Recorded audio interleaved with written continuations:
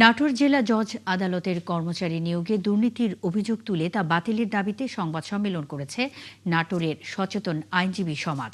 বৃহস্পতিবার এই সংবাদ সম্মেলন করা হয়। এ সময় জানানো হয়, নিয়োগে দুর্নীতির অভিযোগ করে চাকরি প্রত্যাশী সঞ্জয় কুমার হাইকোর্টে রিট করলে 4 সপ্তাহের রুল জারি করা হয়। তবে নাটোর জজ আদালত কর্তৃপক্ষ তড়িঘড়ি করে 2025 সালের 1 নভেম্বর প্রসেস সার্ভার, অফিস সহায়ক এবং কম্পিউটার অপারেটর পদে 34 জনকে নিয়োগ দেয়। হাইকোর্টের আদেশ অমান্য করে নিয়োগ দেওয়া হয়েছে বলেও জানান আইনজীবী ও চাকুরি প্রত্যাশীরা।